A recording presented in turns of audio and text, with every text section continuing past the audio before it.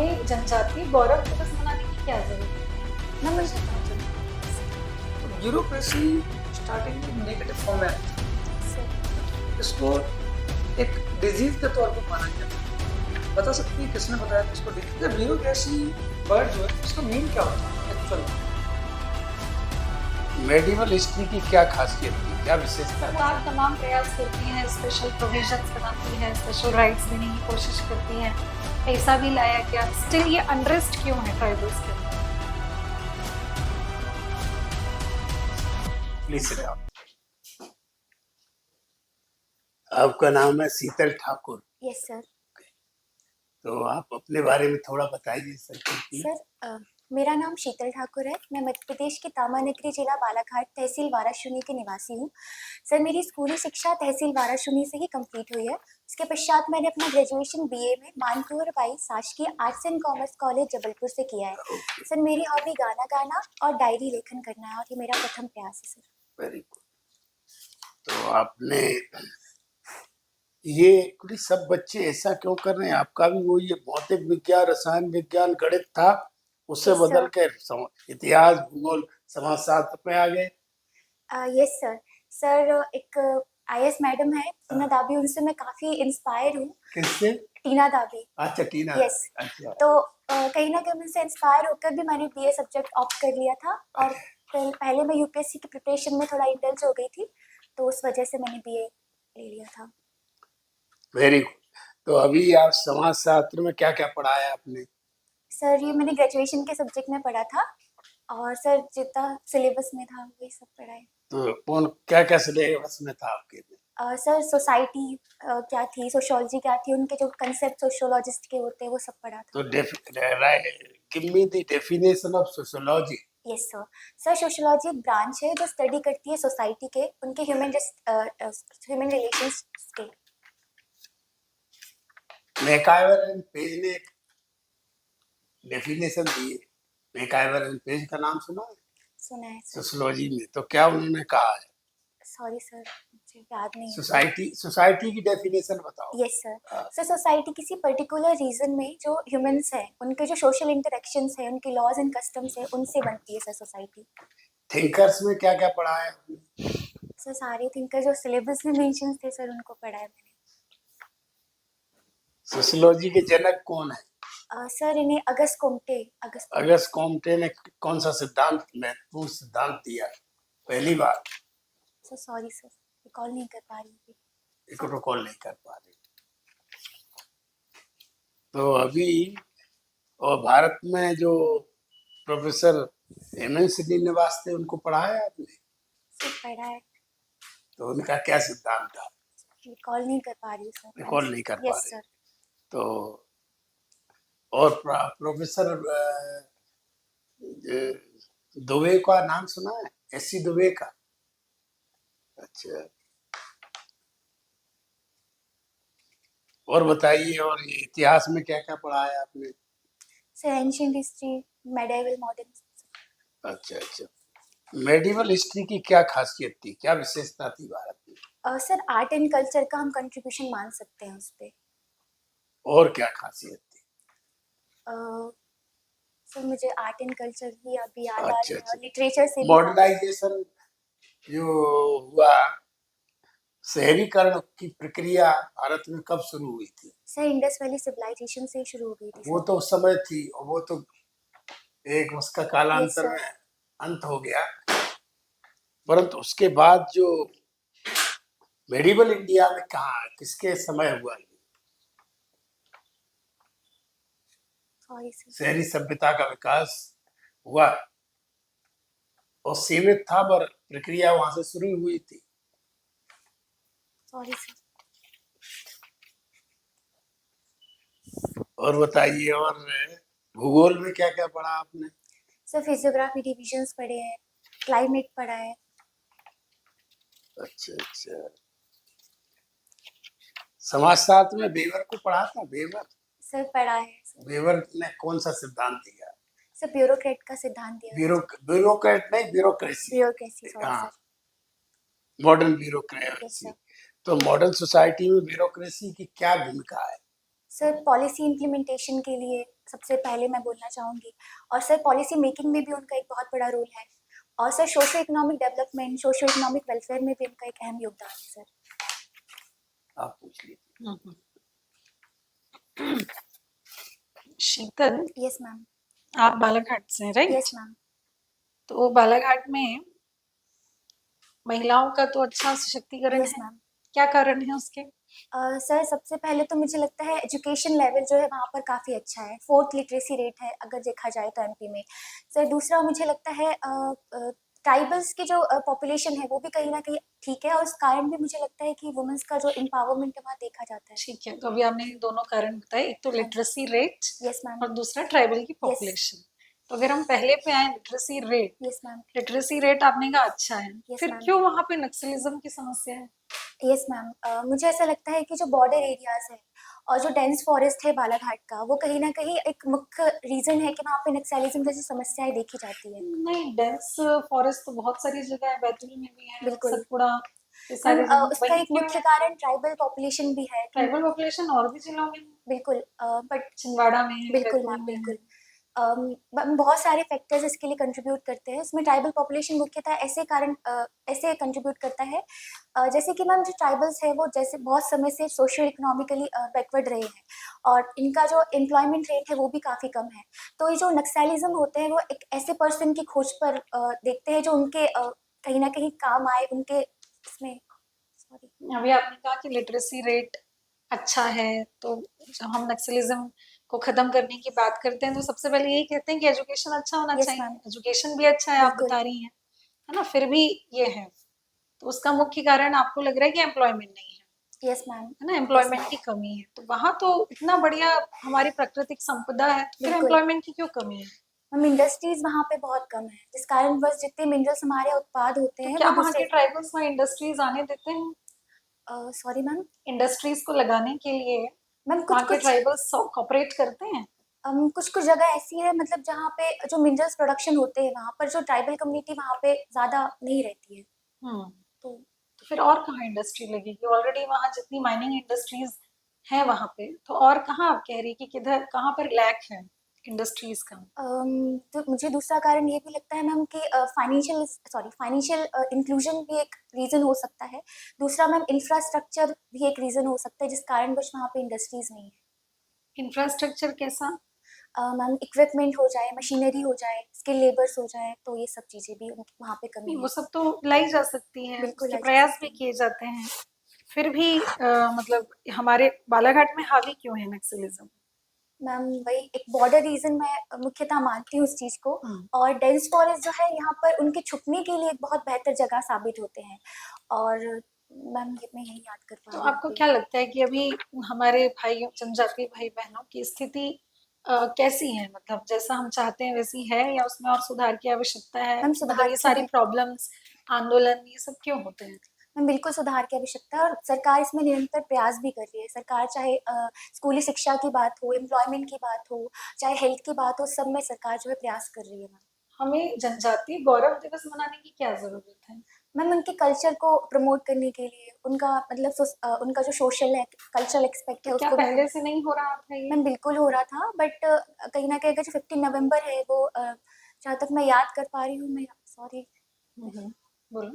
बिरसा मुंडा जो है हम्म, उनके लिए जो है सेलिब्रेट किया जाता है, तो एक फेमस ट्राइबल पर्सनैलिटी भी वो रहे हैं। हम्म। इस कारणवश भी कहीं न कहीं तो कल्चर सरकार प्रमोशन तमाम प्रयास करती है, स्पेशल प्रोविजंस बनाती है, स्पेशल राइट्स देने की कोशिश करती है, पैसा भी लाया गया, स्टिल ये अनरेस्ट क्यों है ट्राइबल्स के अंदर?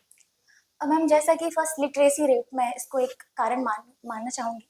दूसरा sir historical reason social economically backward बहुत समय से वो रहे हैं, और कहीं न कहीं अभी भी वो समाज की जो मुख्य धारा है उससे वो बहुत अलग है। तो ये 3 फैक्टर्स मैं कहना चाहूँगी।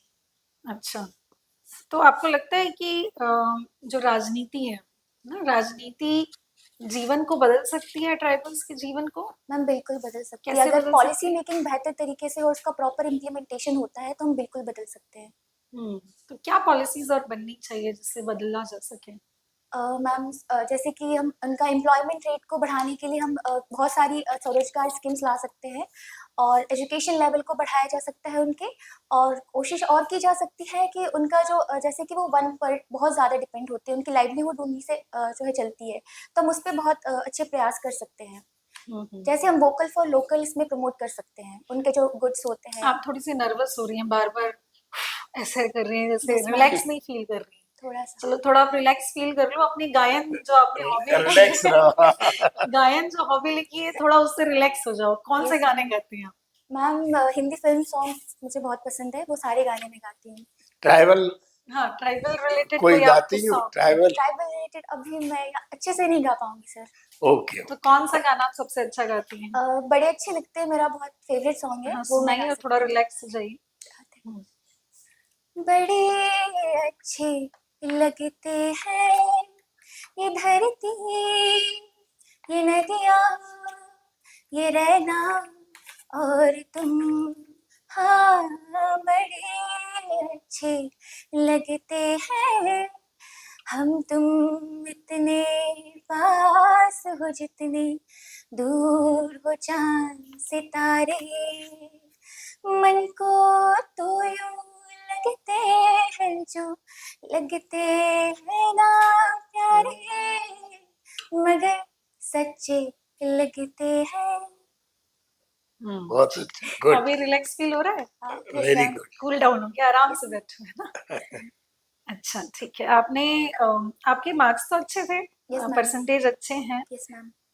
तो आपका मीडियम इंग्लिश था? Yes ma'am. ओके, तो सिंपैथी और एम्पैथी में क्या अंतर है? यस मैम, सिंपैथी मतलब सद्भावना, मतलब हम दूसरों का जो कोई भी चाहे वो हैप्पीनेस हो या फिर उनका सैडनेस हो, उनको समझ रहे हैं। पर सर एम्पैथी में हम अपने आप को उनकी पोजीशन में रख के उनको दर्द को समझते हैं, तो वो एम्पैथी होता है। क्या शीतल तुम मुझे समता, समानता और समरसता में अंतर बता सकती हो? समानता इज इक्वालिटी, समरसता इज इक्विटी आई थिंक। समरसता, समता, समानता और समरसता। मैम इसका इंग्लिश में समता इक्विटी, यस मैम। समानता इक्वालिटी ओके। और समरसता टाइप ऑफ फ्रेटर्निटी कह हार्मनी, सकते हैं। Okay. हार्मनी। हार्मनी, तो फ्रेटर्निटी जैसा कि इसका हिंदी मतलब होता है बंधुत्वता, बेसिकली ब्रदरहुड और हार्मनी की फीलिंग जो होती है उसे प्रमोट करना ही आपका फ्रेटर्निटी कहलाता है। इक्वालिटी मतलब कि सभी पर्सन जो है इंडिविजुअल है, उनका चाहे सोशल हो, इकोनॉमिकल हो या पॉलिटिकल वे हो, उन सभी को इक्वली जज करना। संविधान में समता की बात की है कि समानता समानता की बात की, की है? समरसता की। समरसता की। मैम अगर हम प्रियम्बल की बात करें तो इसमें सेकुलर और जो फ्रेटर्निटी वर्ड दिया है वो ब्रदरहुड को प्रमोट करता है, तो डायरेक्टली आपका समरसता उससे नहीं, सपोर्ट हो जाता है। संविधान के बड़े संविधान के प्रियम्बल में हाँ जी, कौन सा शब्द लिखा है? समता, समानता या इक्वालिटी समरसता? Ma'am, equality. समानता। Yes ma'am, social economical equality, liberty and yes, fraternity. Liberty, equality, fraternity. बोला समरसता कहीं नहीं है, Yes. समरसता नया एडिशन है। यस समता कहाँ है संविधान, पूरे संविधान में समता कहाँ से परिलक्षित मैम, होती है? इक्विटी हम्म। मैम कहीं ना कहीं हम आर्टिकल 14, 15 और 16 को हम ले सकते हैं इसमें इक्विटी को प्रमोट करने के लिए, हम्म। कि जो रिजर्वेशन है 15(4) में और 16(4) में, वो मुख्य धारा में जो लोग सोशो इकोनॉमिकली बैकवर्ड है उनको लाने के लिए, तो हम ये कहीं ना कहीं कह सकते हैं कि इक्विटी का सही उदाहरण है। और समरसता? Fraternity, harmony, harmony. यस बंधुता। मैम, जैसे अनटचेबिलिटी को कहीं ना कहीं हटाया गया आर्टिकल 17 के द्वारा, आर्टिकल 18 के द्वारा सभी टाइटल्स को हटाया गया है, तो ये भी फ्रेटर्निटी को ही प्रमोट करती है।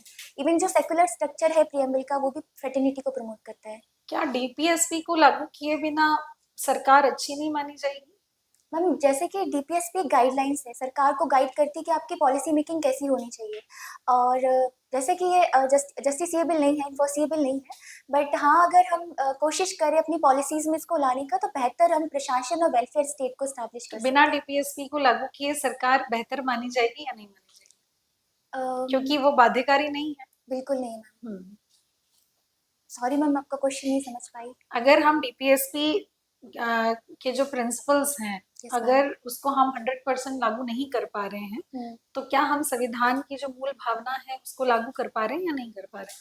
मैम जैसा कि इन्फोर्सिबल नहीं है और जस्टिसेबल नहीं है, बट हम इससे गाइडेंस ले सकते हैं कि हमारी पॉलिसी मेकिंग कैसी होनी चाहिए, और हम अभी ले भी रहे हैं। हमारी जो सरकार की जितनी भी पॉलिसीज है, डायरेक्टली तो नहीं पर इनडायरेक्टली डीपीएसपी से बिल्कुल प्रभावित है, और वो पॉलिसी मेकिंग में हमें दिखती भी है। डीपीएसपी में जितने प्रिंसिपल्स हैं सभी पे काम कर रहे हैं हम? जैसे लिक्वार कंजप्शन पे तो उतना नहीं कर पा रहे, बट कई स्टेट ऐसे हैं जिन्होंने लिक्वार कंजप्शन पे बैन लगाया है।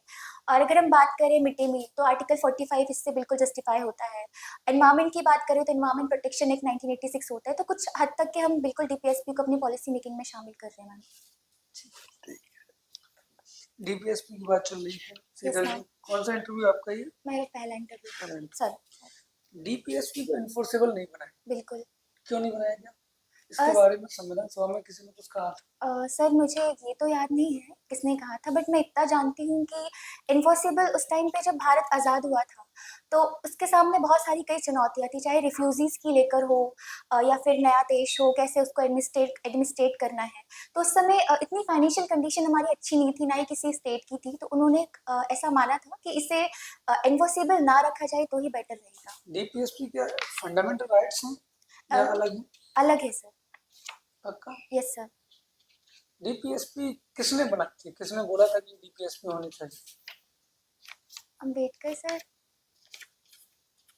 डॉक्टर कृपलानी ने sir. फंडामेंटल राइट्स को दो पार्ट्स में डिवाइड किया। Okay sir. One is fundamental rights, second one is DPSP. It mean DPSP fundamental rights. Okay sir. Okay sir. 1980 में सुप्रीम कोर्ट ने भी ये बोला। Okay sir. चलिए कोई बात नहीं। गायन आपकी होगी। Yes sir. शास्त्रीय गायन जानती हैं? Yes sir. शास्त्रीय गायन क्या होता है? सर जिसमें जो लय है, ताल होती है, ऐसे पढ़ा था मैंने सर। शास्त्रीय गायन में शब्द अलंकार यस सर। जानती है क्या होता आभूषण इसका मतलब होता है। है? गायन में अलंकार सॉरी सर। नहीं जानते। आपके एड्रेस में लिखा है उपजेल कॉलोनी। Yes sir. तो जेल, उपजेल और खुली जेल में क्या अंतर है? Yes sir. सर जेल्स जो है उनको क्लासिफाई किया गया है। एक तो आपने जो बताया ओपन जेल, और एक सब डिस्ट्रिक्ट जेल होती है और डिस्ट्रिक्ट जेल होती है। तो सर जैसे सेंट्रल जेल होती है, तो सेंट्रल जेल में वो अपराधी होते हैं जिनकी या तो वो आजीवन कारावास होते हैं, या फिर उनकी 6 साल से ज़्यादा उनकी मतलब सेंटेंस होता है उनका। और सर जो डिस्ट्रिक्ट लेवल पर होते हैं उनकी 3 साल से कम होता है।